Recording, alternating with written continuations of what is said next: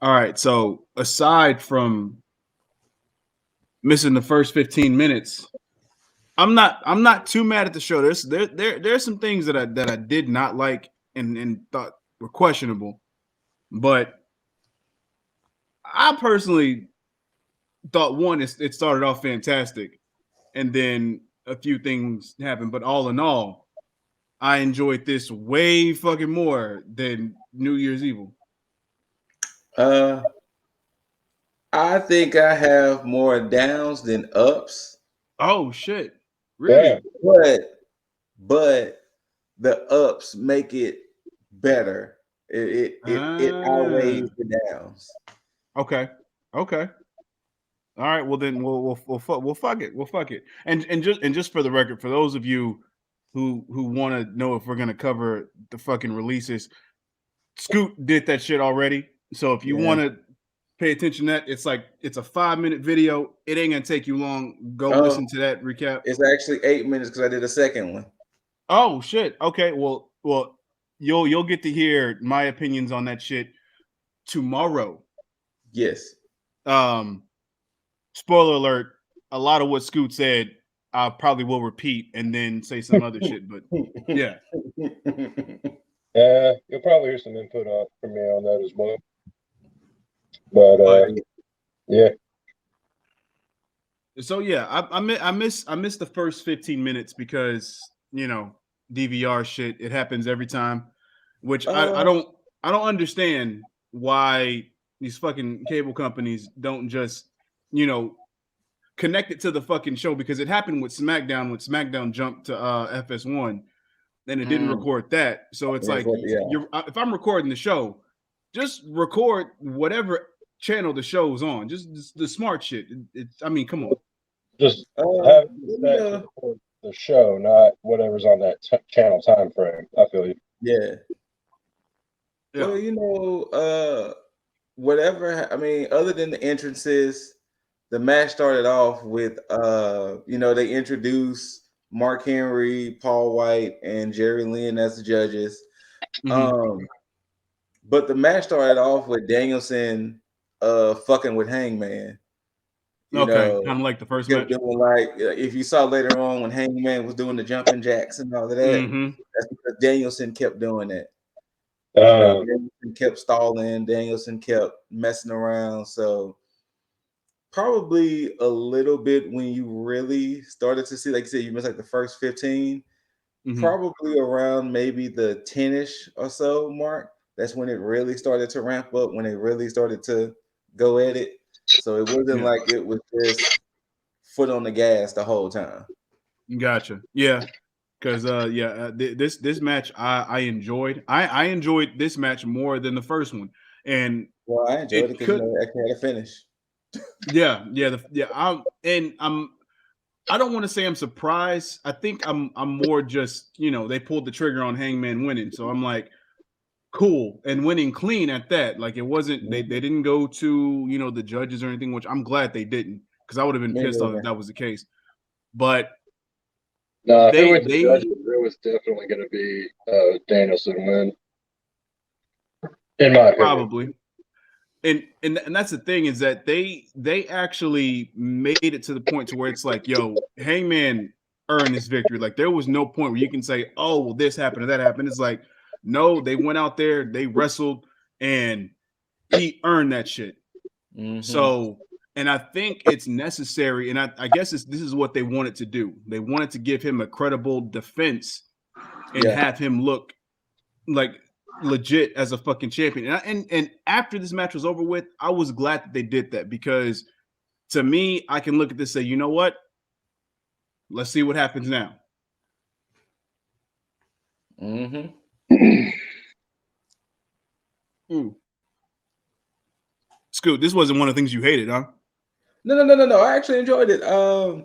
I mean, it was the one glaring issue when Ashley and I was watching it. We was like, look here, Hangman's bleeding like crazy. Uh, BD is bleeding like crazy. I am taking a shower with my gear on to wash off all of this blood. Like, get me in the shower ASAP. because all of this blood is wild. But Yeah. no, I was actually happy that it actually had a finish this time, and a beautiful way for Hangman to hit the buckshot and get the 1, 2, 3. That honestly, I thought it was going to be a kick out, but to actually see that it legit was a 3 count, and then to foreshadowing on my part, there was too much things on this card for this match to go the whole hour. Yeah. It was too much events and too much things happening to us. Like, okay, this match got to have a finish. So I was happy that it actually had a finish, and that Hangman won, and then now it could be cemented that hey, his first challenger was the American Dragon. So it's like you're gonna have to be a special ass individual that's gonna take this belt from Hangman or cheat Absolutely. to take it from Hangman. See, that's where my thought process was going in there. But also, this puts Hangman above Omega in a sense. Yeah, because he actually finished a match with Danielson. Yeah. Yeah, and I mean, just I don't want to say that Danielson's just above and beyond like a lot of the roster, but I mean, Brian Danielson's got pedigree. He's got a whole history behind him, and yeah, like this is gonna, like you just said, it's gonna take a cheater, in my opinion, to really get a clean win over him. Mm-hmm. In my opinion, and in my casting, it's going to be MJF, but only so. time will tell when. Mm-hmm. But yeah, so like I said, I have no issues with the match. So yeah. Yeah. Thing now I'm more interested in who the next. Which hold up, that's another thing. Now that I think about it, so we still have no confirmation as what fucking matches are taking place this weekend. So I'm gonna just say this: throughout the show, they only just announced those 2 matches. I'm telling you, we're gonna have to get like some surprises come. What's it called? Battle of the Belts. Yeah, they only just announced those 2 matches. Yeah, I'm predicting Wyndham and Brody King. It's gonna have to be something. Yeah, because this is. Because now I don't know if they said anything regarding this. If it was supposed to be like Night of Champions, where all the belts are supposed to be on the line. I was assuming that was the case, but I can't remember if it was advertised like that. The graphics had all the champions on there, so you would assume it was a Night of Champions type situation. But so now I'm wondering, is this like an hour-long special, a 2-hour special, or what now? Yeah, because we're still getting a Rampage, so it's not taking place of that. Yeah, so we're still getting a Rampage. So I don't know. Wait, is Battle of the Belts going to be on TBS or TNT? No, TNT. Oh, okay. Battle of the Belts is one of the 4 specials that's going to air on TNT. Okay. I like how they have that, because it's like, yeah, you got your main show on TBS, but then you have Rampage and then the special shows on TNT. So that's pretty dope. Yeah, that's Hangman takes it, no shenanigans. I mean, no surprise there. And it's funny, before we even go to the next thing, it's funny because when Hangman was going for the buckshot lariat where Danielson kind of fainted, the way that they shot that, it was almost like WWE-esque, where it's like you would have some type of fuck finish happen. Yeah. And somebody would run in or whatever, and that's all was going through my mind that whole time. But I was like, nah, I'm watching AEW, so I know that's just not gonna happen. But yeah. But then we get MJF in action. So I'm gonna it's his specially selected competitor. I'm gonna step out with this one. Okay. If it wasn't for this whole segment, I would have hated Dynamite. Oh, word? Yeah. Whoa. This whole sequence of MJF versus Captain Sean Dean all the way to the end, had it not been for this, Danielson and Hangman wouldn't have had saved it enough for me. Wow. But this is the reason why I would give the edge of more up than down with Dynamite. Interesting. Damn. Yeah. Now I was wondering why he was wrestling Sean Dean, but I mean, of course, it's MJF, so it's like, yeah, you give him a squash match. But when Punk came out, no, Punk didn't come out. Punk just came storming to the ring, like he just straight beeline. Like there was no music hit or nothing. It was just out there. And see, and this was clever too. See, this is the reason why I like stuff like this, because it's that cleverness of the way things go. Because the match already started. The whole time you're thinking to yourself, well, shouldn't the ref be counting out MJF? Then it was like, okay, no. Then next thing you know, he just picks up Sean Dean, hit him with the GTS. Ding, ding, ding. Worrying about disqualification. Because if you harken back, it kind of reminds you of when Eddie Guerrero did that thing with Mr. Kennedy with the chair. It was kind of reminded of that time when Shawn Michaels was JBL's personal assistant. Yeah. And it was a match where JBL had to win, and then Shawn pulled JBL out and slapped JBL, so that way the other person got disqualified. Like, it's little things like that I enjoy. It's those little things like that. And then of course Punk was like, hey yo, you starting off winless, my guy. So, which that's another thing is I'm glad that, you know, this, because this could have easily been a gimmick thing that they just, you know, threw away with the whole resetting of the rankings, which it's funny because they don't mention it enough like that, except for like at the beginning of the year where it's like, oh yeah, everything's reset. And I had completely forgot, to the point to where it was like, oh, that's right. So now instead of, you know, so it's perfect because it helps with the storylines. Yes.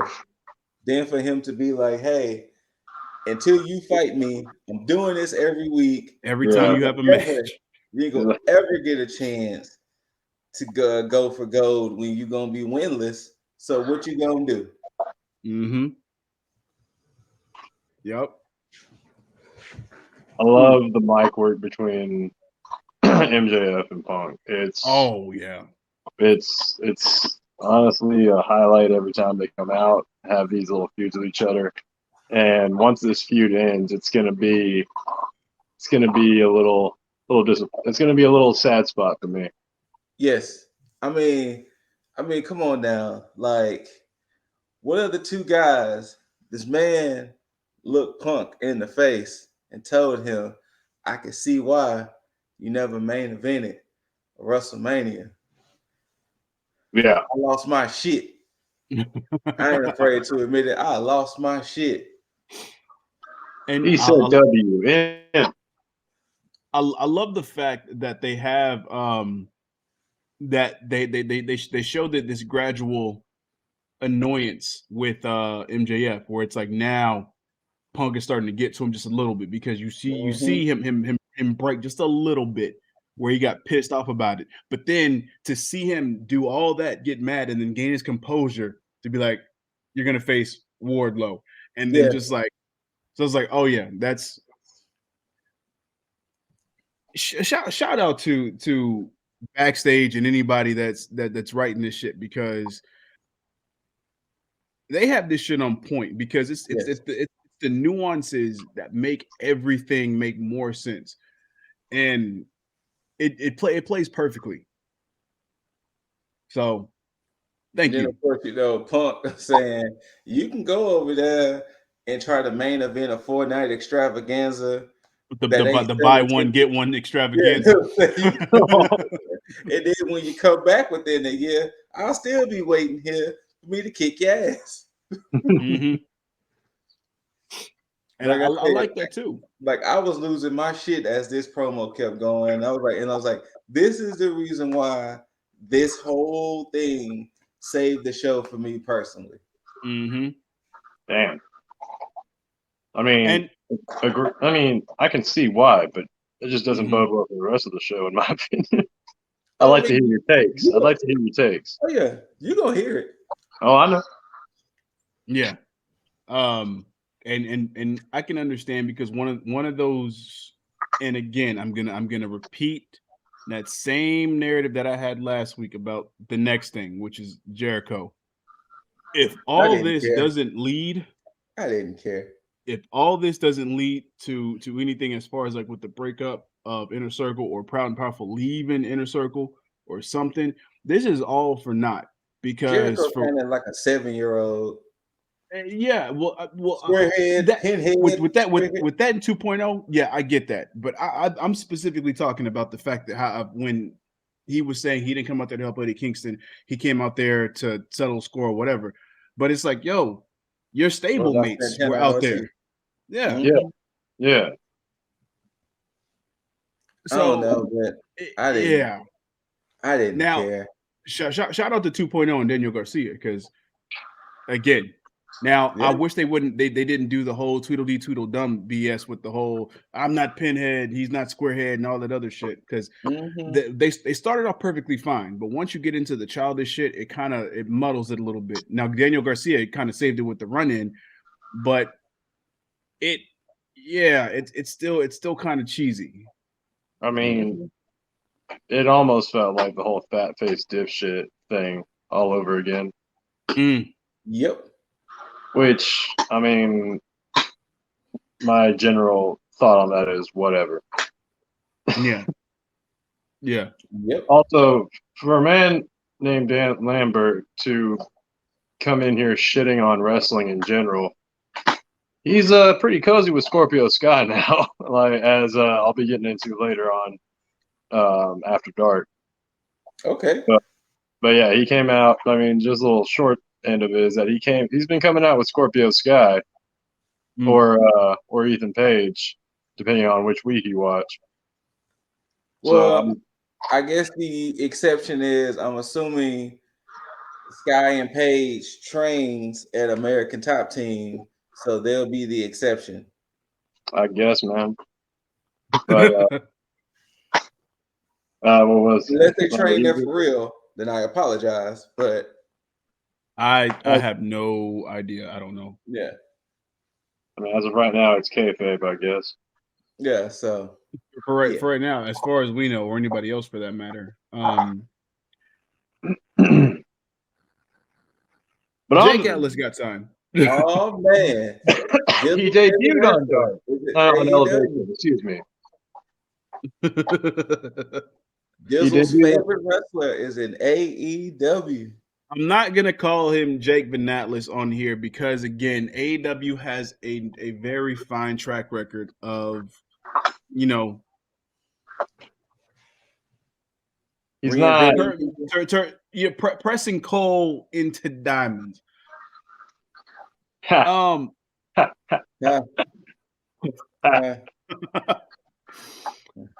No, he came out on Elevation kind of looking like a diamond. He kind of did from that little highlight they showed. He looked very sparkly. He was very sparkly. He was, and I don't mean that in any other way. I didn't either. I did not either. I said like a diamond. I'm clear. So do not come for us. He looked sparkly. Like he might have some body glitter on or something. I don't know. Oh, I don't know about the body glitter thing, but no, I was talking about his jacket and shit. That's right. The jacket was sparkly. Yes. Yeah, like very reflective. Not even reflective, but just the light was shining. Yeah. Yes. But it also seems that, you know, one Adam Cole may have a bit of an issue with Jake Atlas being signed. Why? That's what I was trying to figure out. Why? Because the promo just made now. I don't know if this has anything to do with Cutler and I think it was Nick Jackson that got COVID. or that tested positive. So I don't know if this has anything to do with that, but it's still, even if that was the case, this really wouldn't be the direction that I would go. I think it is just them waiting for the Bucks to come back from quarantine or whatever it is. Mm-hmm. I mean, maybe Cutler is quarantined as well. Like, you can call any person behind the camera Brandon, or Landon. or Landon. But I did like the little setup of like Cole saying, Kyle, you didn't mean to kick me, and then Kyle's just looking all like, man, I don't want to be standing next to this guy.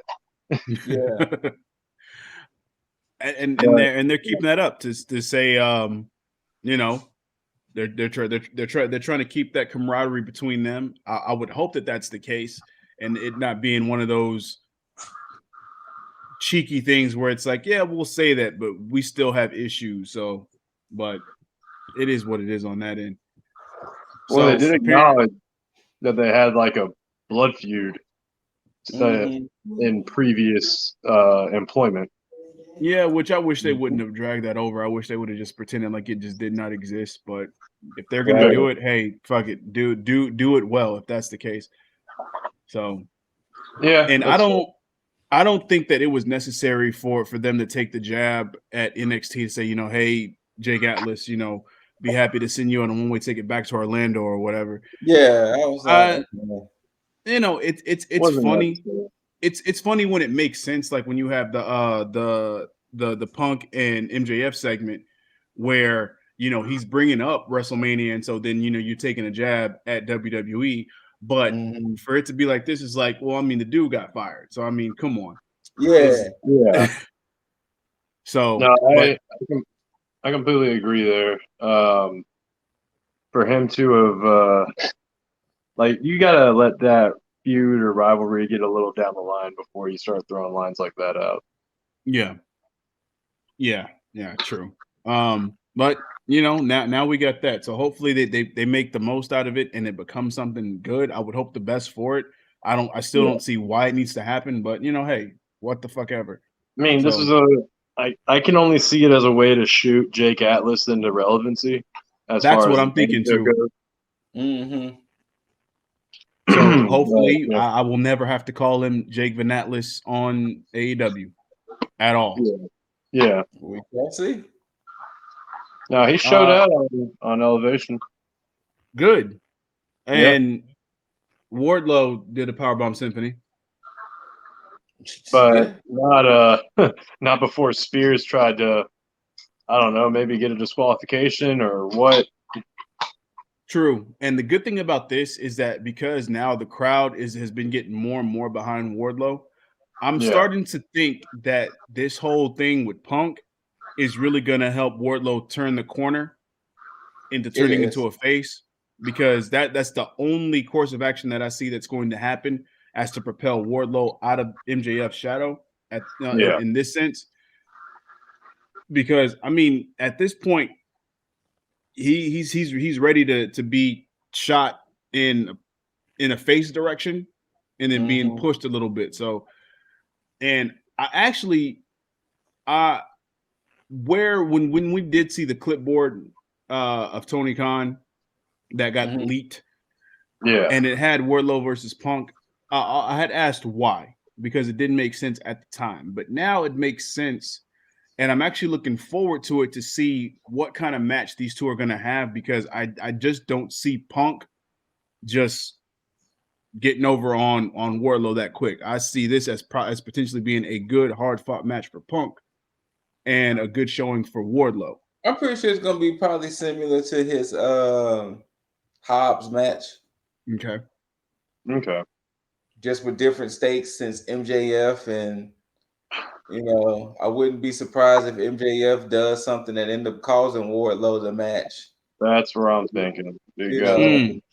I can immediately see MJF. Like, I can see Wardlow getting off a couple power bombs and MJF immediately telling him to hit him some more or do something else. But like, just pretty much just annoy the hell out of Wardlow. Yeah. And and you still got to think about Spears too. He may want to try to get some shots on Punk as well. Yeah. So we shall see come next week.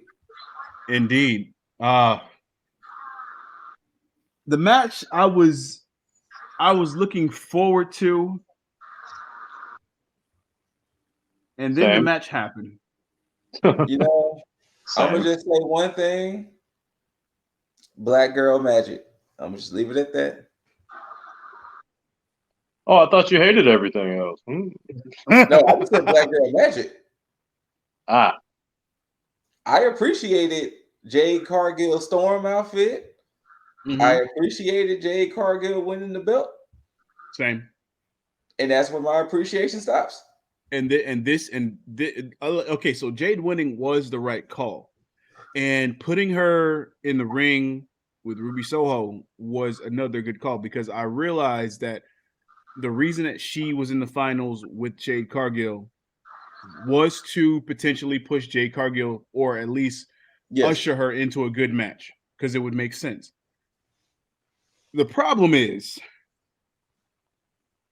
I don't know if it was the communication. I don't know if they're like the chemistry or what. You know, one thing I notice about AEW a lot. Granted, I understand this match is different because it was for a title and the first ever champion and all of that. Yeah.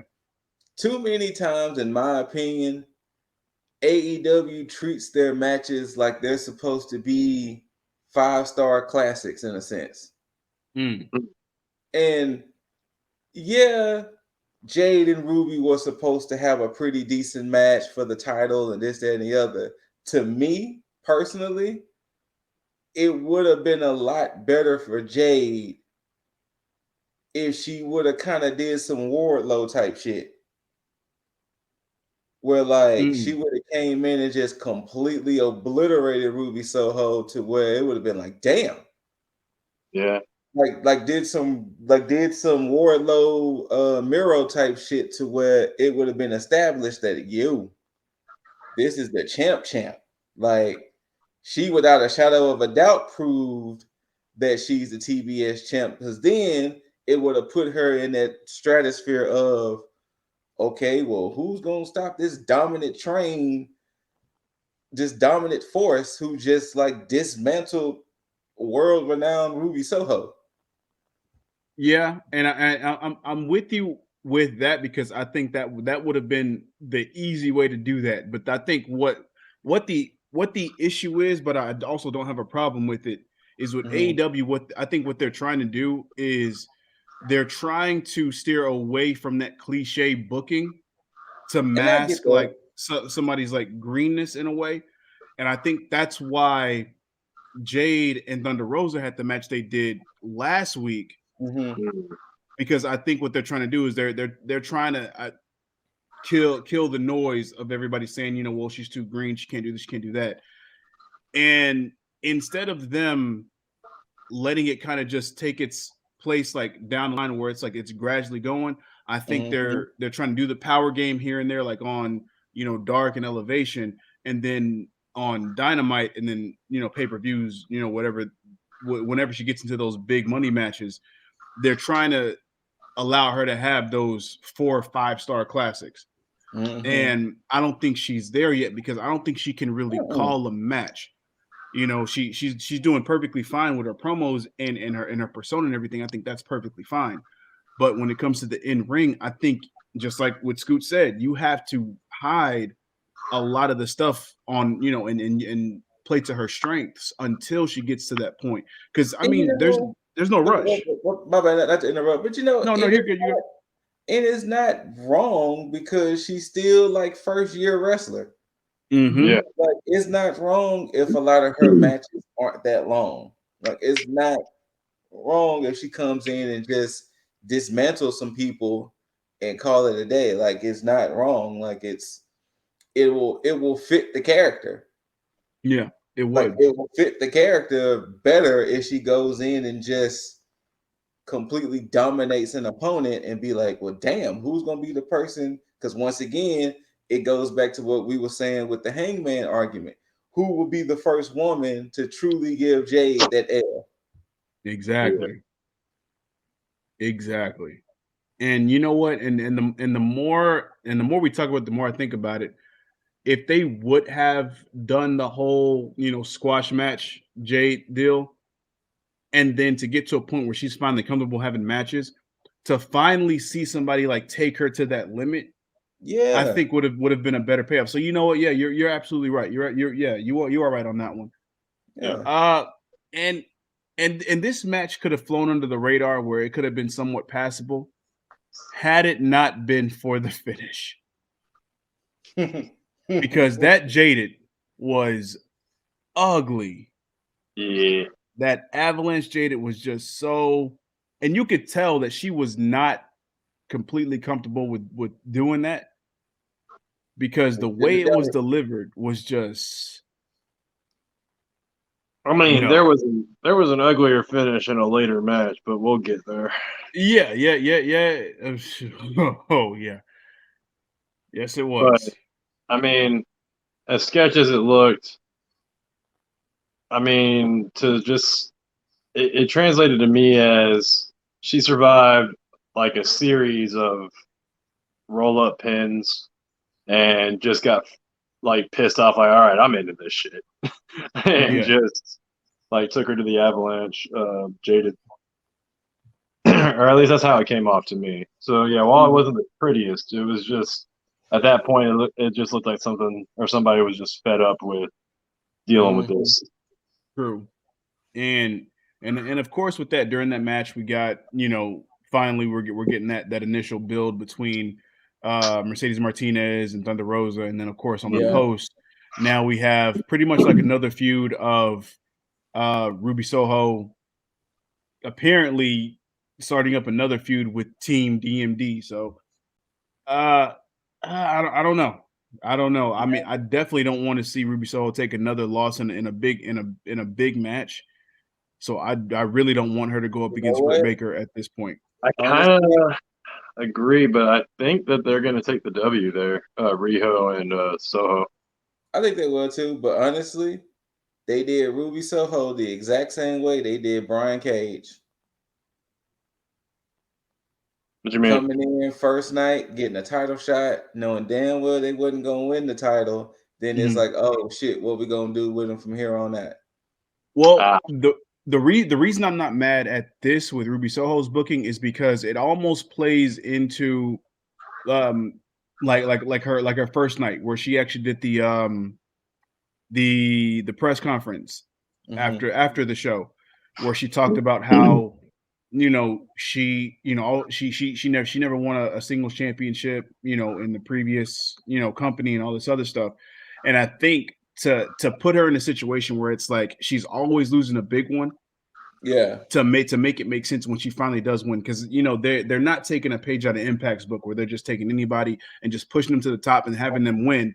So I True. like this because, I mean, look at what they did with, Bryan Danielson, somebody who technically is definitely deserving of a world championship and has shown it day in and day out. But Facts. to have him use that to elevate a rising champ is completely credible. I mean, there's not one person in any of the IWC atmosphere who's going to say that Bryan Danielson isn't one of the greatest professional wrestlers ever. Period. And he's not going to take anything. He's not going to take a loss or a step back from this shit. Everybody Mm-hmm. looks at this like, oh shit, he elevated Hangman, and that's one of the best compliments that you can get in terms of losing. Yeah. So I think with Ruby Soho, I think we're just on this journey with her. But now with me saying that, I still don't want her to take another loss, because I think it's like the same thing with Jurassic Express. Them continuously losing. It's like, yo, if they have another match, they cannot lose. So it's Mm-hmm. one of those situations. So I think they need to just have her on this, like, climbing back up the mountain to get to that point. So we'll see what happens. unfortunately, Um, that mountain's probably going to be mostly shot on Elevation or Dark or true. Rampage. I agree. And we'll get to something, which I'm glad you brought that up, because we'll definitely get to something with one of the matches that's coming up. But one thing that other companies just seem to lack, and one company in particular, which I will not say the name, but I think we all know, um, they're definitely not doing anything well with their women's division. Hmm. Hmm. And yet Well, with that AEW, one company only has 15 women to do something with. So what I do you expect? mean, with that company's releases, I'm surprised that they still have people to release. But hey, it is what it is. Yeah. Serena Deeb. Oh my Do we have gosh. a crush on Serena at this moment? Like I'm thinking, like. Yeah, I said the same thing. I said the same thing. I don't. It's just. Like, Uh, I was just left wondering why this interview even happened. oh, I know I why it mean, happened. I mean, please enlighten me because I was still confused. It goes back to what I said. What a few tag me ins ago. She is going to be the person who eventually wins that title. She is going to be a deserved champ. Because at this point, she is like she's going to become like the Bret Hart of the women's division in AEW. She is going to become that person that has garnered the most respect. Like again, Britt Baker, fan favorite. Sheeta, fan favorite. Ruby Soho, fan favorite. They're everybody likes these people, but when it comes to genuine just respect for what they do in the ring, Serena mhm. Deeb is going to be that person that the fans get behind, whether she's heel or face. It is going to be somebody that stays in the fucking conversation, whether she has a title or not. And if you look at it right now, this feud that she has with Sheeta, the fact that she just won't let this go just makes so much sense. She's not thinking about a title. She knows that she's deserving of it. And I think that's the way that, because she carries herself like that and they're giving her the spotlight to do so, garners her that much more in the long run. Because the moment that she wins a title, that's it. That is it. There's gonna be Yeah. nobody else that anybody else can see. Oh, I don't see him. She's gonna be what Bryan Danielson is right now. At some point, they're gonna say, I don't know anybody that can beat her at this point. There's nobody that should take that title off of her. And that's what they're gonna say. Oddly enough, with the way things are lined up, I don't know if that'll be the women's title or the TBS title. I'm pretty sure I'm leaning more towards the TBS though. It should for her. And again, I think that she should win the women's championship, immediately. But I think with the way that they're building her up, I think it's going to be a slow burn. I think she's going to elevate the TBS title, and then she's going to get to a point where it's like, yo, where does she go from? Where does she go from here? She has to win that women's championship, and that's what's going to happen. And when she gets that, that's it. That's it. That being said, I wouldn't mind her being a double champ or being the first double champ. I was thinking that as I was saying that, but I was Yeah. like, man, I don't know how they're gonna do that. But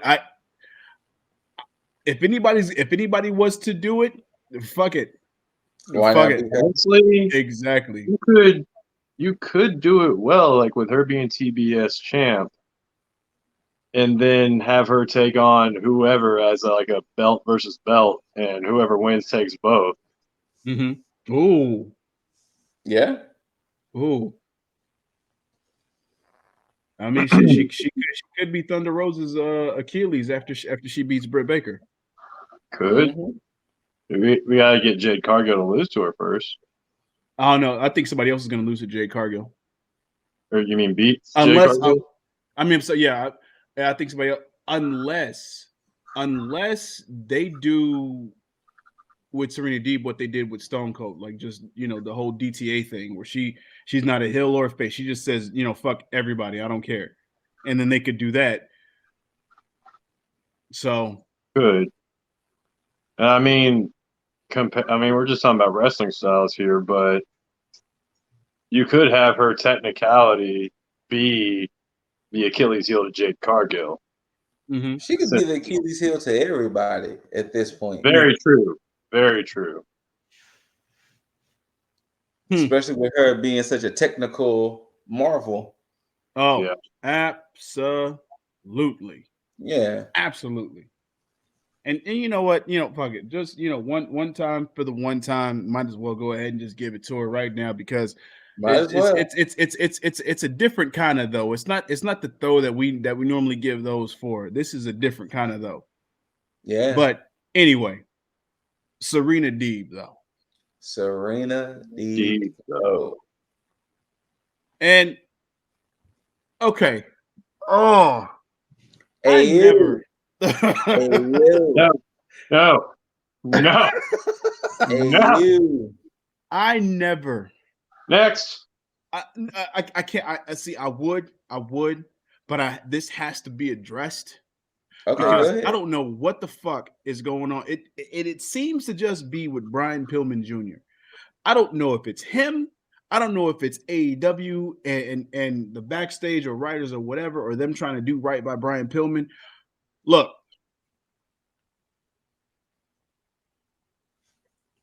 Nope. What? What the fuck is going on? Because there is no way.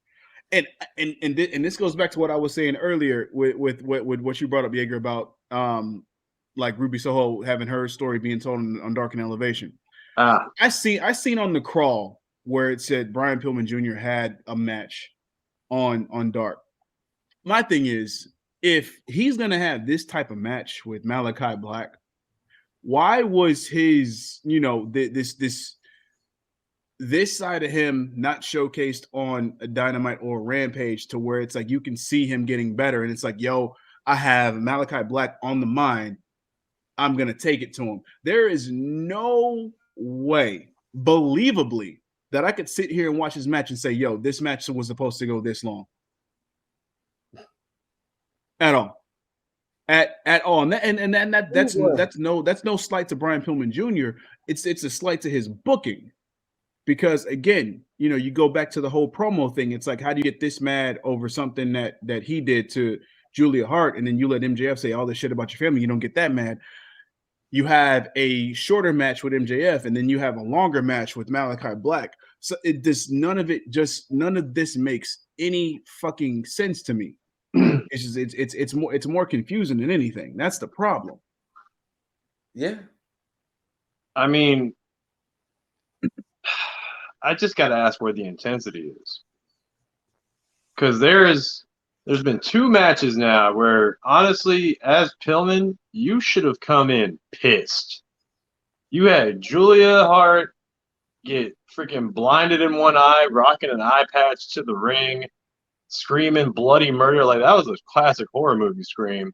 And MJF talking all the shit about your family. You should have came down to the ring with a chair in hand, some kind of weapon in hand, ready to beat the shit out of MJF. And you should have had murder in your eyes over Malachi Black. And you came out with this somber attitude. I mean, I didn't even I saw focus, if I could even interpret it as that, but even that might be a stretch to say. And I may be getting a little bit ahead of the match here, but do not start botching moves like you're a freaking freshman. No pun intended. Yeah. On the varsity team. But yeah, and then have that be your finish of all things. Like, yeah. Yeah. I've got all the hope for Pillman, but he's not cashing in on it.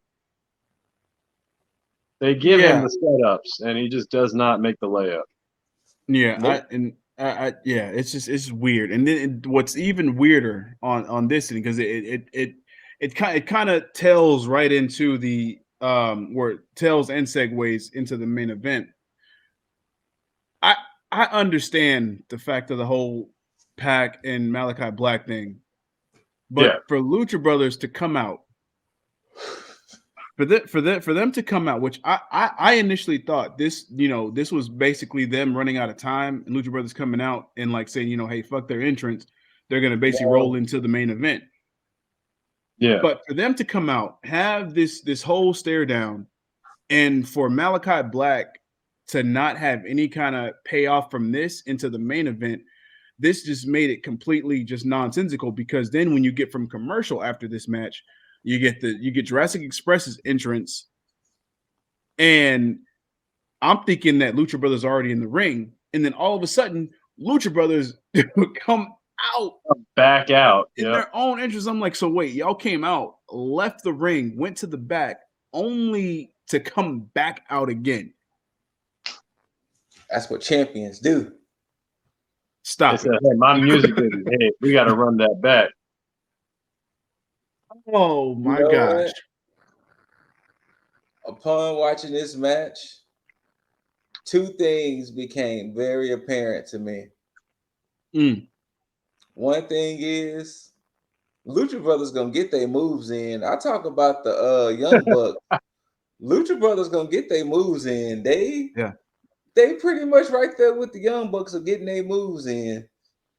Yeah. And number two, I really don't like Luchasaurus. I don't. I'm sorry. I don't know. I like the gimmick, but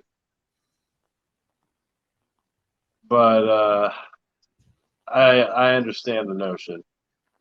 I mean, I get it. Don't get me wrong. I get it all. I'm not doubting the man's talent. I'm not doubting that. It's just, I don't know. It's something just, it's not clicking. It's not clicking with me with Luchasaurus. Yeah, in a way. If I wanted to, I guess, throw in like a notion for that, I think he may rely too much on the flexible big man. That's possible.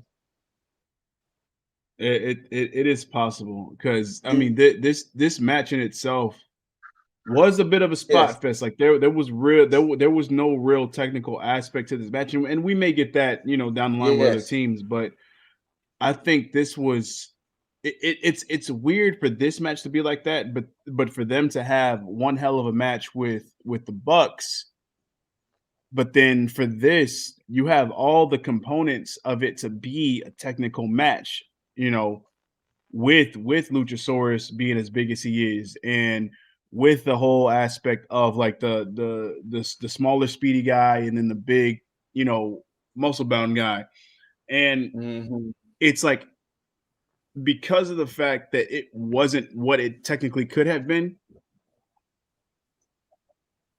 it was hard to, I don't want to say it was hard to keep up with the match. I think it was hard to almost care, because it was like, okay, spot here, spot here, spot there, spot here.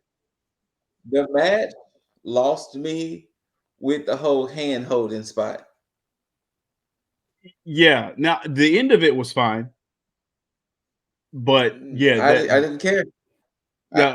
You didn't care at that point. Yeah.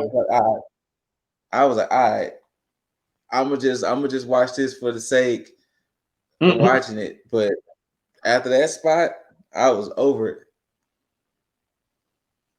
And then too, I'm gonna say this.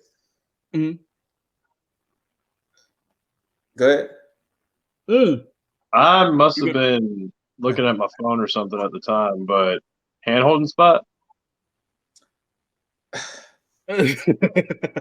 Luchasaurus. So my bad. Sorry. You know how Jungle Boy does. You know how Jungle Boy and Ray Phoenix both do their little ring rope thing. Yeah. Well, wasn't it what Jungle Boy had both of the luchas? Oh, and they were both on the top rope. But before that, they all started interlocking hands with each other, and that's how it led to that. Yeah, they were exchanging like kicks while they were holding hands. It was, and I'm pretty sure Cornette is gonna have a field day with that spot. But if he didn't fast forward through the match, right?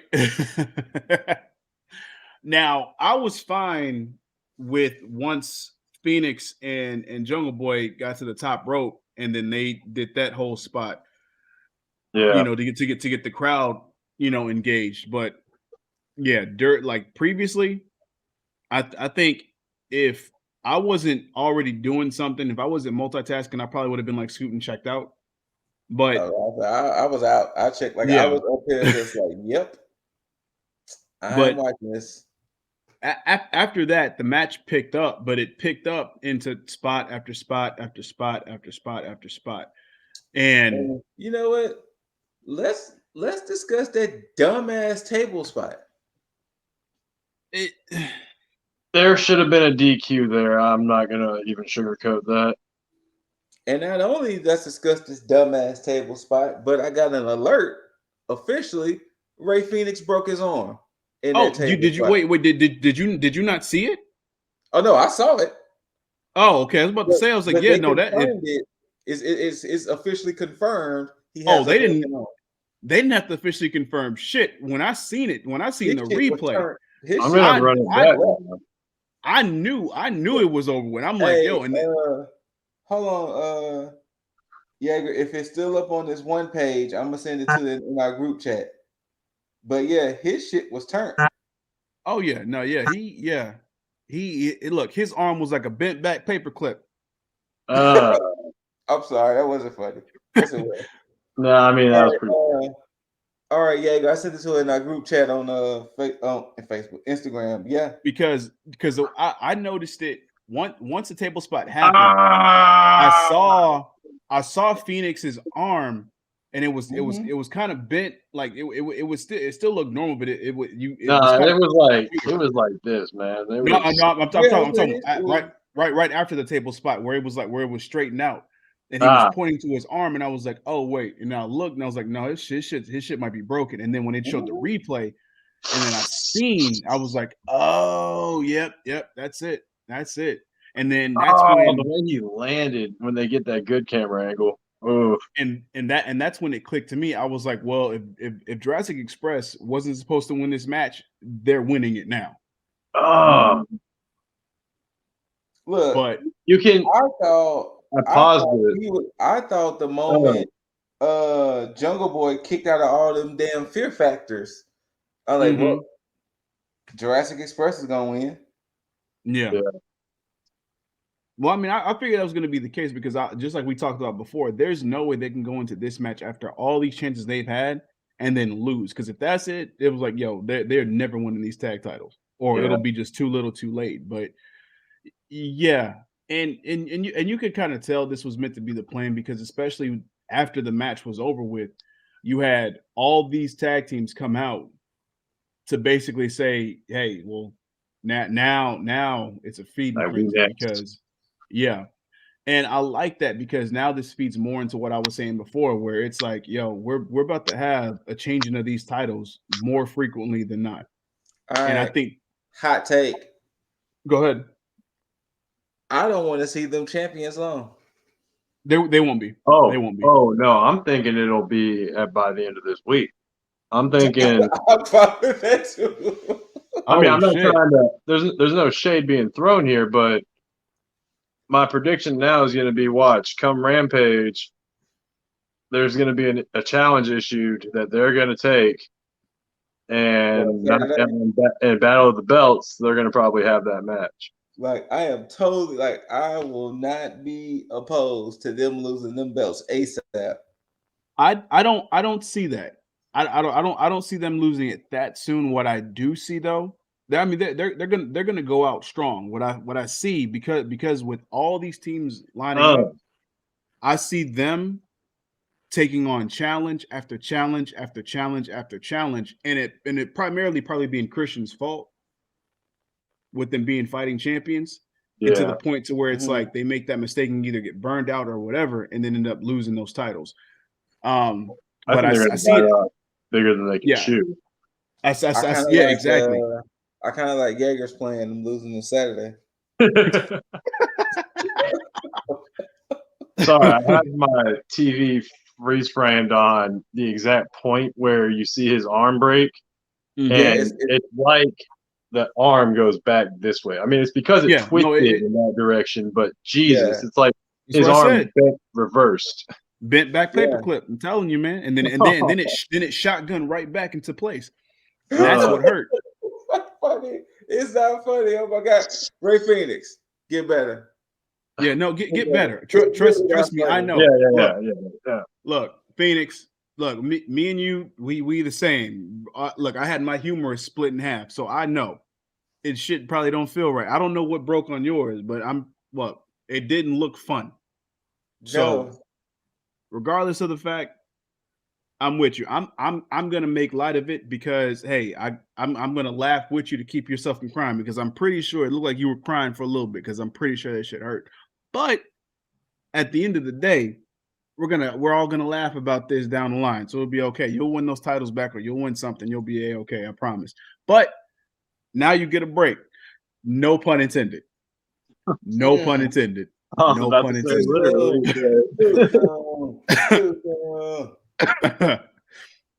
Look, people may hate me at the end of the night for this, but hey, look, it is what it is. It comes with the territory. The shit happens, you know. It does. So look at it like this. That happened in the first place. Now, Death Triangle can take a sabbatical, and they can all come back together. Or hell, or Penta goes on a single run. That's what I was about to say. That you're absolutely right. Sorry. No. That's perfect because he can end up doing something. So it's all happy accidents, blessings, whatever.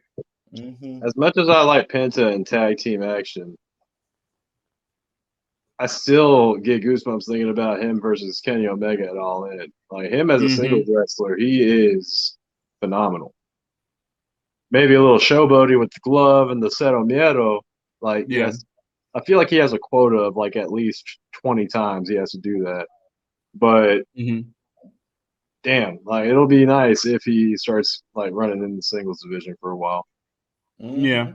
Now, only thing that kind of throws me off with this too, because I get all the tag teams coming out, but I don't know why they showed Jericho and Malachi after that. Like it just made no sense. I guess they hint at Malachi maybe bringing in Brody. I don't know. I don't understand why they had Jericho with Proud and Powerful being right there in front of Jericho. I thought that's who was next to him because I thought it would have made more sense, but they weren't. For Jericho to be sitting with Malachi? No, they would have been sitting with Jericho when they showed Jericho. Oh yeah. But and Malachi, I thought he was going to play into the main event, especially when the lights went out. But I mean, I guess that was definitely did as well. So it's just a lot of weirdness. Well, we'll see what happens. I didn't mind the show. It was hell. It was leagues better than fucking New Year's Evil. Especially with the initial match with Danielson and Hangman. There were definitely some hiccups throughout the night, but for the most part, it was still a complete show in my book. And a nice setup to things to come. Except for fucking Saturday, because I still have no fucking clue what they're planning on doing. So AEW, please enlighten the fuck out of us. I personally want to see Wyndham finally make his debut. We'll see at some point. That's starting to look like a pipe dream. But hopefully not. Black Girl Excellence. Hashtag Black Girl Magic. Thank you, Punk. Thank you, MJF, Hangman, Danielson. Oh boy, y'all saved it for me. No, look, y'all see all the ats and everything scrolling across in the crawl. Not much to say there. Hashtag thank you for being a friend. R.I.P. Betty White. Yes. You know what I'm saying? And that's golden. That's golden. Yeah. Outside of that, you know what it is until you see these handsome faces, hear these immaculate voices. As always, Oh, and you know what, Big Swole, stop it. I didn't say my 2 cents before. Oh no! But That's gonna be tomorrow. oh, you know what? Yeah, spoiler Oh, alert. You ain't gonna That's gonna like be it. tomorrow. But yeah, tag the fuck out all the other shit. Until next time, you beautiful mother effers. Bow, bow, bow, bow, bow. Tag the fuck F. I think